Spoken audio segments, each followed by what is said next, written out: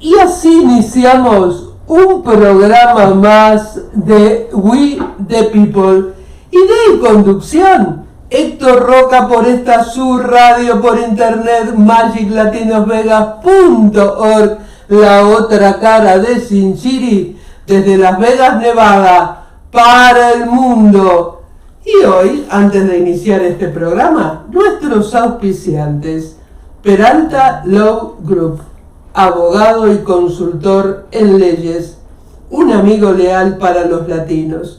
702-758-8700 y está en el 101 Convention Center, Suite 340, Las Vegas, Nevada, 89109. Espíritu de México, joyería de plata de alta calidad hecha por artesanos de Taxco, México. Laura Fedman, 702-238-4374. Y Espíritu de México está en el local 317 del Boulevard Mall, sobre la Maryland Parkway. Irving Parra, 702-355-0101, Sin City Computer. 10 años atendiendo a la comunidad latina en computadoras y laptop. Buenas tardes, Héctor. Buenas tardes. El título del programa de hoy, muy interesante: crisis energética o reactores nucleares. Y tengo que decirles que nuestro invitado de hoy no va a poder hablar porque falleció su hermano. Así que vale decirlo.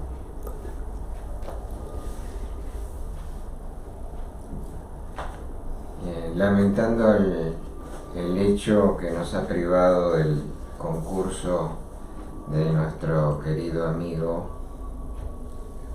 consultor en el tema, vamos a tratar de hablar de la cuestión energética, haciendo un pantallazo general de cuáles son las condiciones actuales a la que aludimos con el título de crisis energética. Hay razones que determinan esa crisis, además de el crecimiento poblacional, que por supuesto requiere de un mayor consumo. Hay un compromiso de todas las naciones, o de la mayor parte de las naciones industrializadas, de prescindir del uso de combustibles fósiles. Petróleo y ¿qué otro? Carbón. Carbón. Pues arruina el medio ambiente de alguna manera, ¿no? Indudablemente el calentamiento global ha perjudicado notoriamente la vida en el planeta, con una fuerte contaminación y con cambios muy importantes que tal vez cuesta verlos a simple vista, pero los reportes de los cambios en los animales, las mutaciones en los animales y en las especies vegetales son reconocibles. Por ejemplo, el aumento de la temperatura ha hecho que la fauna itícola, o sea, los peces, hayan sufrido fuertemente, particularmente aquellos que son naturales de los mares muy fríos, de las zonas nórdicas. Eso ha afectado a ese tipo de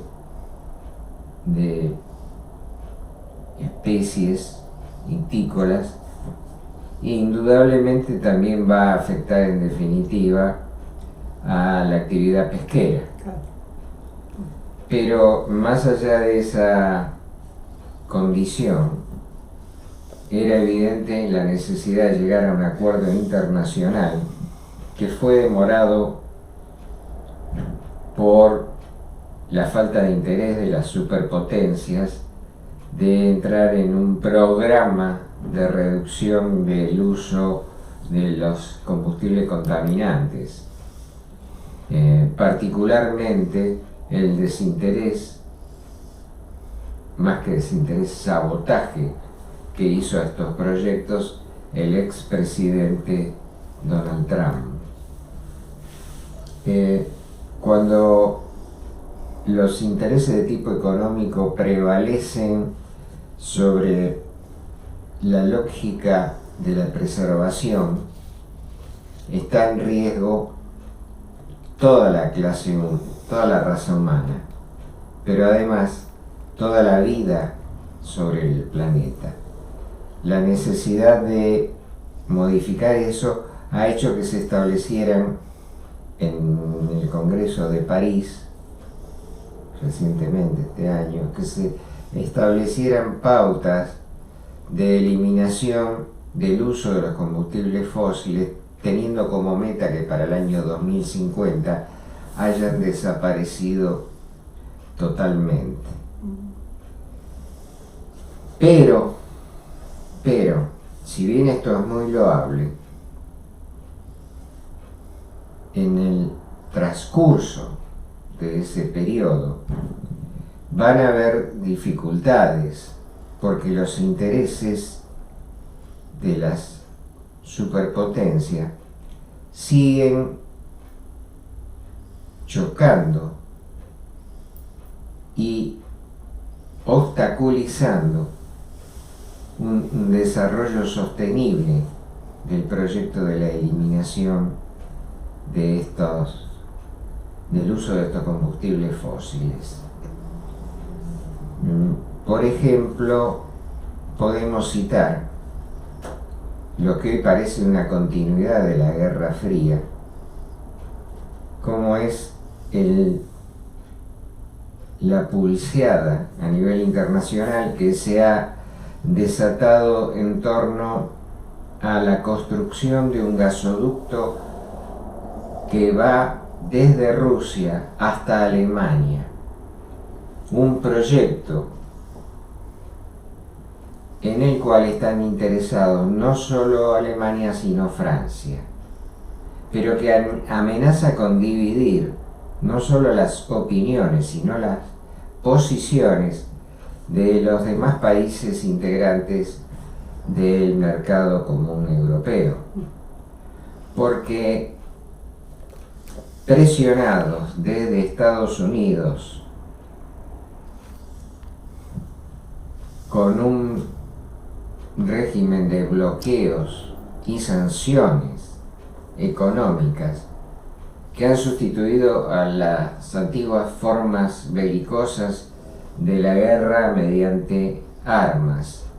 Hoy las sanciones son el modelo de confrontación con el cual las superpotencias siguen causando dificultades en el mantenimiento no de la paz, sino de el balance que debiera existir entre los distintos bloques.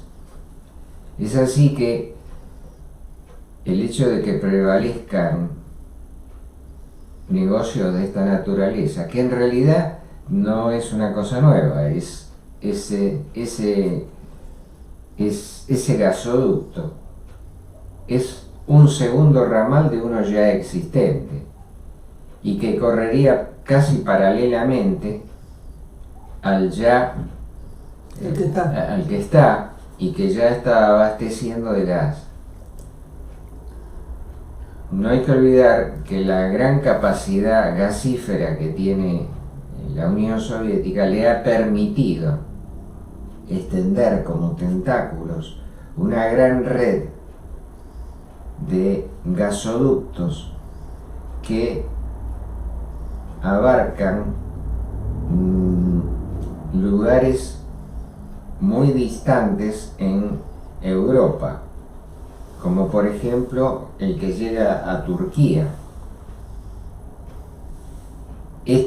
Esta red de gasoductos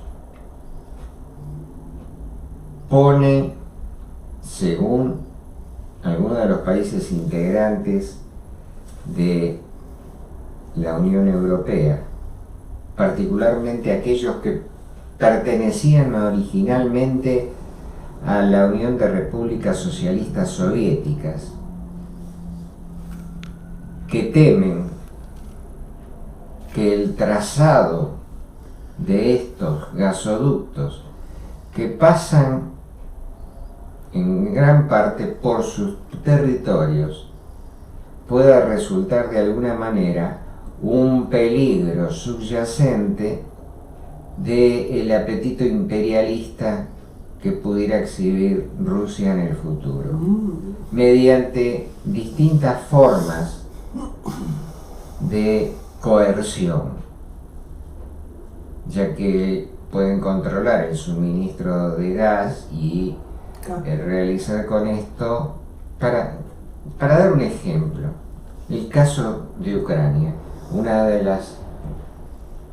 los países que se desprendió del bloque soviético, probablemente el más importante de todas las naciones que devinieron después de la disolución del bloque.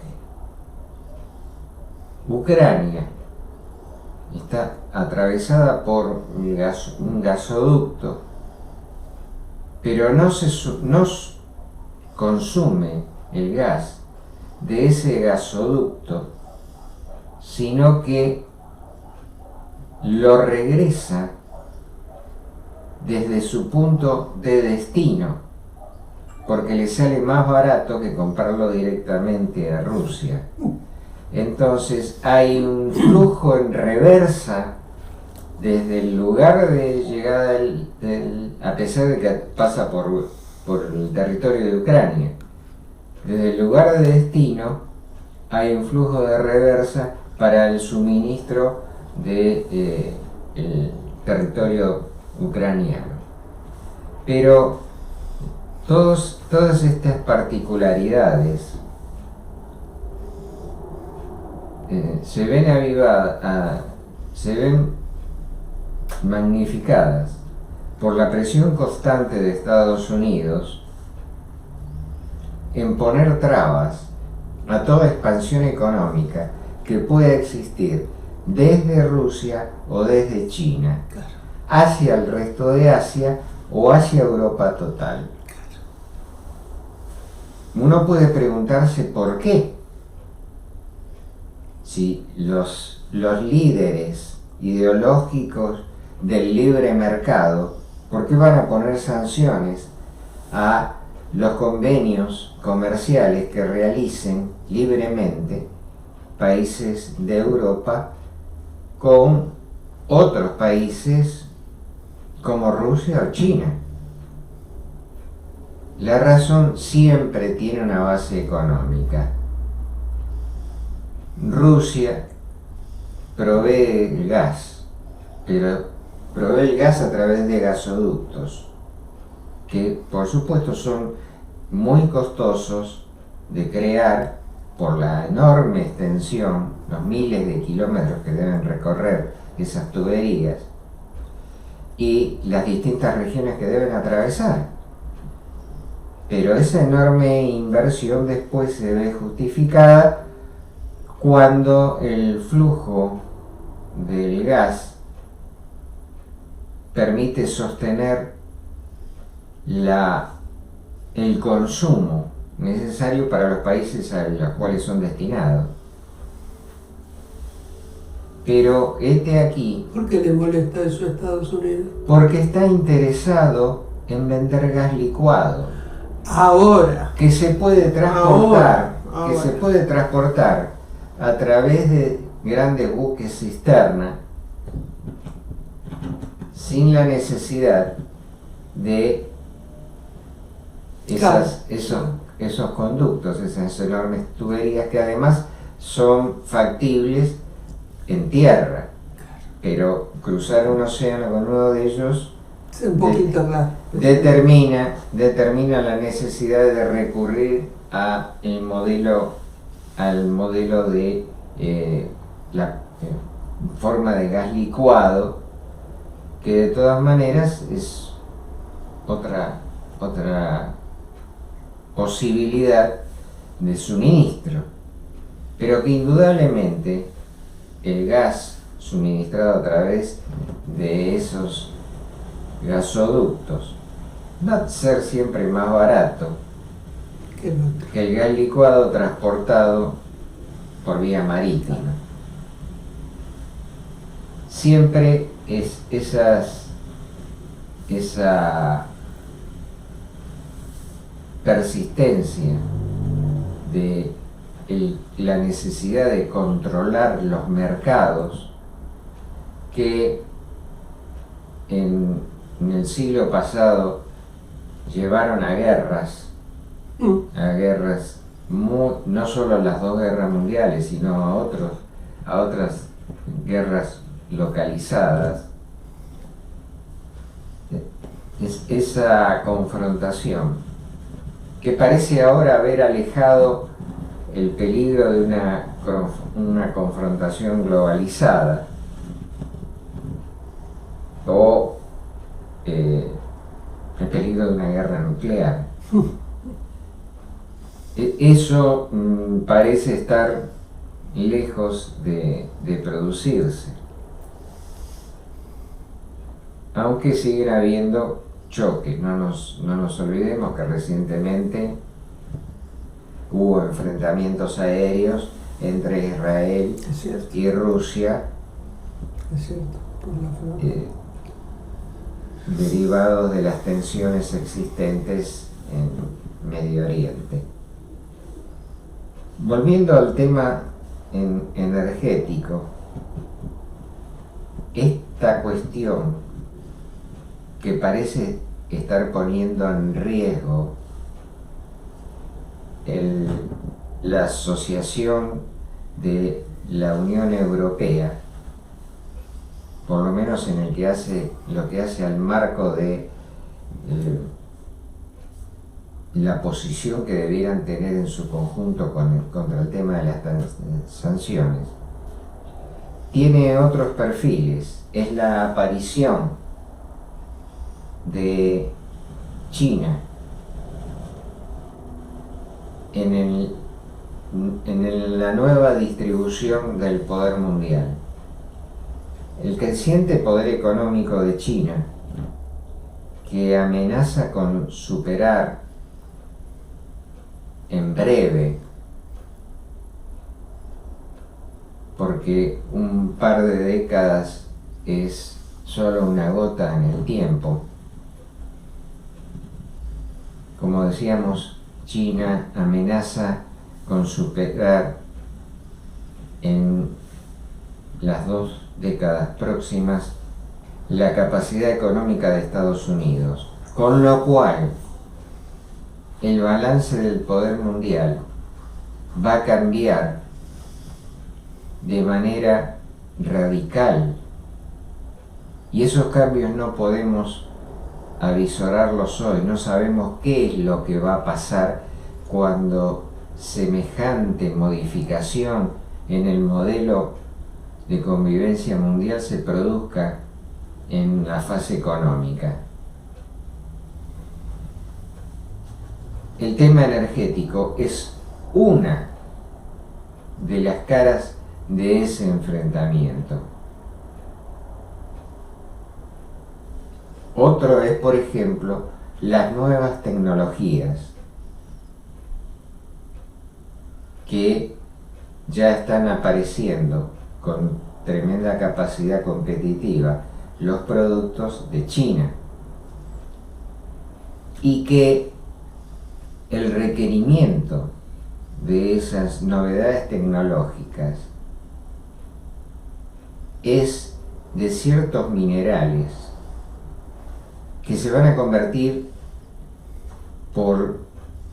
no por su escasez, sino por su desigual distribución en el mundo,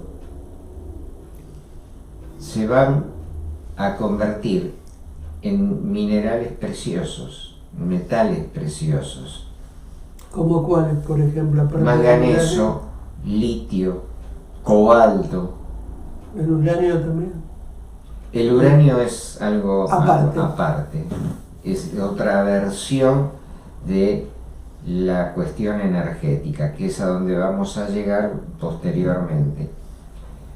Esa distribución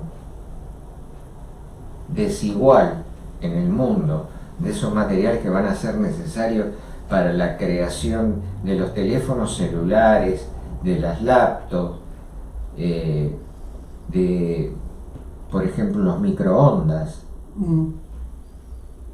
esos no están distribuidos en todo el mundo de la misma manera. Algunos de ellos, o casualidad, solo o en su mayor proporción existen en China. O sea que China es dueña prácticamente del 85% de los materiales necesarios, no de ahora, del futuro. Su creciente capacidad económica, más las posibilidades de suministros sustentables propios de su territorio, hacen de que el panorama para Estados Unidos cause incertidumbre en los medios políticos. Por eso podemos ver las expresiones poco amigables del presidente Biden, llamándolo a el premier ruso, calificándolo prácticamente de pirata, delincuente, aunque después en los encuentros se abracen. Los inconvenientes del suministro de energía eléctrica es que las alternativas de los materiales fósiles son insuficientes. ¿Cuáles son esas alternativas? La energía eólica. ¿En qué consiste? Básicamente son torres con rotores que accionan hélices movidas por el viento, y ese movimiento genera campos magnéticos que se transforman en electricidad. O sea, una gran cantidad de esas torres produce una importante cantidad de energía eléctrica. Otra versión son los campos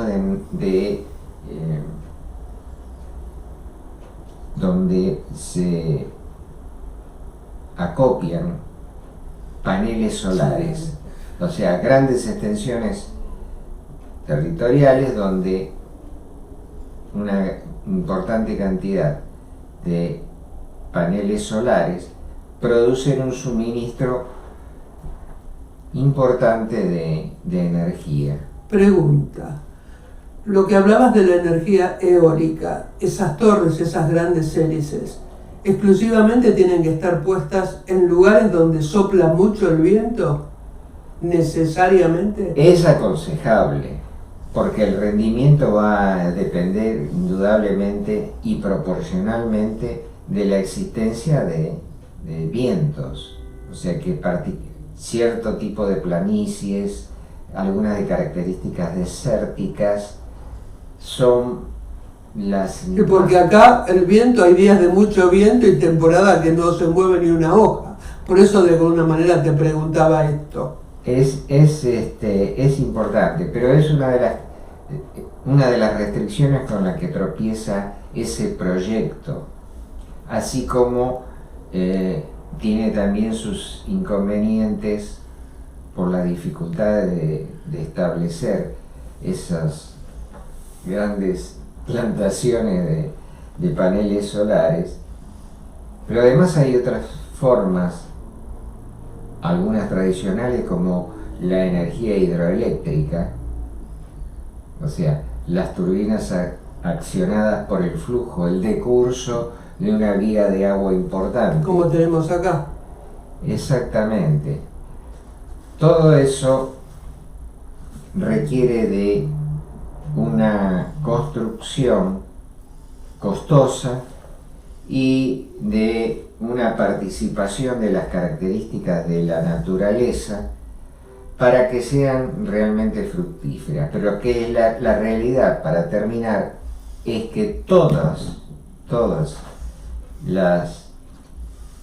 los proyectos, todas las posibilidades que hay de creación de energía, que son mucho más y requerirían de otros programas para hablar de ellos, hasta ahora son insuficientes o son de largo aliento, o sea, como la cuestión de la fractura de las capas rocosas del subsuelo para extraer de esa fractura, extraer, por ejemplo, gas, entre otras cosas. Esos proyectos, que hay muchos, son sustancialmente costosos, llevan mucho tiempo de implementación, y todo esto que les voy diciendo, lo que va llevando lentamente es que a países con tecnología avanzada estén pensando o recurriendo a una alternativa que preocupa a todo el mundo, que es la de usinas nucleares. Más con los accidentes que han pasado en distintas usinas del mundo. En la década del 80, la que ocurriera en Chernobyl, Rusia, y en la década pasada, la que sucediera en Japón. Entonces, ese fantasma que se agita sobre el imaginario popular, en la actualidad se recrea con la posibilidad de que China, por ejemplo, esté desarrollando nuevas formas de fusión nuclear que en apariencia podrían ser más controlables y más seguras. Y además, el proyecto de China, que está en desarrollo, también contiene la intención de vender esos reactores en todo el campo que le es en Asia y en la parte asiática lindante con Europa, que le es factible alcanzar con su predominio. La instalación de esas usinas nucleares es otra forma de penetración comercial que asusta mucho a Estados Unidos. O sea que estamos frente a la posibilidad de un reinicio que para mí está presente de la que fuera llamada en otro tiempo la Guerra Fría. Vamos a tener indudablemente periodos de enfrentamiento económico que difícilmente vayan a llegar a extremos de confrontación militar, pero que de todas maneras van a tener en vilo al mundo con motivo de los resultados que puedan tener en la capacidad de los distintos países de determinar su propio modelo de negocios, su propio modelo de compromisos comerciales con otros países. La presión se va a ejercer desde ambos lados de la superpotencia. Por hoy vamos a dejar para más adelante hablar en particular sobre qué características tienen estos reactores de fusión nuclear que parecen tener una tecnología muy numerosa, como la denominación de sol chino. Muchas gracias. Vamos a saludar a las personas que nos están viendo, a Macaria Ramírez que nos dice hola, a Ruti Chávez, a Martín Miranda, a Laura Lu y a Raidel Rivero Bermúdez. Y agradecerles profundamente a Irving Parra, que me vino a ayudar con un desperfecto que tenía una de las computadoras de la radio, que es uno de nuestros auspiciantes. Vamos a saludar a nuestros auspiciantes: Accidentes de Carro, Oscar Peralta, abogado y consultor en leyes, un amigo leal de los latinos, 702-758-8700, y está en el 101 Convention Center, Suite 340, Las Vegas, Nevada, 89109. Espíritu de México, joyería de plata de alta calidad hecha por artesanos de Taxco, México. Laura Fettman, 702-238-4374, y Espíritu de México está en el local 317 del Boulevard Mall sobre la Maryland Parkway. Irwin Parra, 702-355-0101, Sin City Computer. 10 años atendiendo a la comunidad latina, arreglando computadoras y laptops. Y no se vayan porque en minutos, días de cine en Las Vegas. Y así nos despedimos hasta el próximo martes a las 5 de la tarde en este su programa que se llama We the People. Y de conducción, Héctor Roca, por esta su radio por internet, magiclatinosvegas.org, la otra cara de Sin City, desde Las Vegas, Nevada, para el mundo.